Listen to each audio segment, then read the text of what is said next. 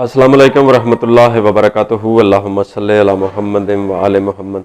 अल्लाह रब्बुल इज़्ज़त की बारगाह में दुआ है कि पाक परवरदिगार हर जान को ईमान के साथ आसान ज़िंदगी अता फरमाए और ईमान के साथ आसान मौत अता फरमाए। अजीज़ दोस्तों, आज हम बात करेंगे यूरिक एसिड के मुतल्लिक। यूरिक एसिड क्या है, इसके नुकसानात क्या क्या हैं और इसका मैं आपको एक ऐसा बेहतरीन इलाज बताऊँगा कि जिसके इस्तेमाल करने से आपकी मुकम्मल इस मुसीबत से जान छूट जाएगी। असल में यूरिक एसिड बज़ाहिर आपने नाम सुना होगा, बहुत से लोगों से सुना होगा कि मुझे यूरिक एसिड का मसला है, मुझे यूरिक एसिड का मसला है। लेकिन यूरिक एसिड को कोई बंदा भी इतना सीरियस लेता नहीं है, लेकिन इसके नुकसानात बहुत ज़्यादा हैं। मैं इंशाअल्लाह ताला उस पर रोशनी डालूंगा अपने इल्म के हिसाब से। उससे पहले गुजारिश है कि चैनल को सब्सक्राइब, लाइक और शेयर ज़रूर कीजिएगा। इसकी बड़ी अहमियत होती है चैनल के लिए। जो भी ग़िज़ा हम खाते हैं रोज़ाना की बुनियाद पे, हर ग़िज़ा में इसकी कुछ ना कुछ मकदार ज़रूर होती है यूरिक एसिड की। जब हमारे ये मैदे में जाती है ग़िज़ा, हम हज़म करते हैं, हज़म करने के बाद जो चीज़ें उससे पैदा होती हैं उनमें यूरिक एसिड भी एक है। ये लेसदार ग़िज़ाओं में अक्सर पाया जाता है, गोश्त में बहुत ज़्यादा पाया जाता है, मसूर की दाल, अंडे वगैरह में ये बहुत ज़्यादा पाया जाता है, बैंगन में भी ये पाया जाता है, आलू गोभी मटर में भी ये पाया जाता है। मैं इसकी वो भी ग़िज़ाएँ आपको गोशगुजार करूँगा जिसमें ये नहीं पाया जाता। जिन लोगों को ये मसला है वो इन ग़िज़ाओं को छोड़ दें। जो मैं ग़िज़ाएँ आपको अर्ज़ करूँगा उन पे अमल करें। जो मैं नुस्खा आपको बताऊँगा वो नुस्खा इस्तेमाल करेंगे तो 1 महीने के बाद आपने जाकर रिपोर्ट करवा के देख लेंगे। इंशाअल्लाह ताला उनको बहुत बड़ा फ़ायदा हो चुका होगा और 2 महीने मुसलसल इस्तेमाल करने के बाद उनकी मुकम्मल जान छूट चुकी होगी। असल में होता यह है हमारे माशरे में कि कोई बंदा टेस्ट करवाता ही नहीं है। टेस्ट तब करवाते हैं जब जान पे बन जाती है, जब मुसीबत कोई आन खड़ी होती है, जब जिस्म चलने फिरने के काबिल नहीं रहता, जब बहुत से मसाइल इकट्ठे हो जाते हैं तो फिर जाते हैं कि चले हम जाकर टेस्ट करवा लें, पता चले मर्ज़ क्या है। तो फिर अमराज बहुत ज़्यादा इकट्ठी हो चुकी होती हैं, फिर उनका इलाज करना मुश्किल हो जाता है। हो तो जाता है लेकिन मुश्किल हो जाता है। तो सबसे पहले मैं आपको बताऊं कि इसकी सिम्टम जो शुरू होती हैं अक्सर वो दाएं पैर के अंगूठे में दर्द शदीद होता है।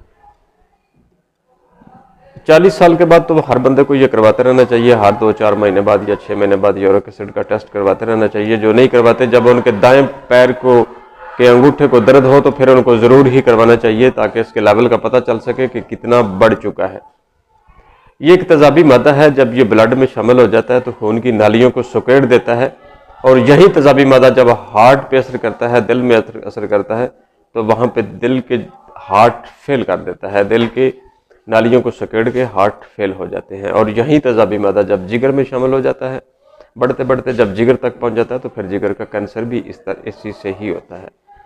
और यही यूरिक एसिड जब अंतड़ियों में दाखिल होता है तो अंतड़ियों की हरकत को रोक देता है, सुबदे पैदा करता है और वहाँ से गुजरता गुजरता जब ये रेक्टम तक चला जाता है, जहाँ से स्टूल में खारिज होना होता है, तो वहाँ पे गुदद होते हैं। तो गुदद इसकी ज़्यादती की वजह से फूल जाते हैं, फिर स्टूल पास करते हुए बहुत तकलीफ़ का सामना करना पड़ता है। और यही यूरिक एसिड जब हमारे अल्लाह ना करे किसी के भी दिमाग पे असर करता है तो वहाँ पे दिमाग की नालियों को भी ये सकेड़ देता है अपने तेज़ाबी कैफियत की वजह से। तो वहाँ सुकड़ने की वजह से बंदे को फालिज या लकवा हो सकता है। बहुत सी इसकी अलामत ऐसी हैं जो मैं आपको या मुझे वक्ती भूल गई हैं। यानी आप यूँ समझ लें कि यूरिक एसिड की ज़्यादती जो है वो बंदे को मौत के करीब ले जाती है। इससे बहुत से अमराज पैदा हो जाते हैं। तो इसका जो इलाज है वो भी मैं आपको बताता हूँ। जो हमारे उस्तादों से हमें मिला नुस्खा, हमने इस्तेमाल करवाया, लोगों को बेशुमार लोगों को इसका फ़ायदा हुआ, बल्कि मुकम्मल वो ठीक हो गए। वो है अजमूद।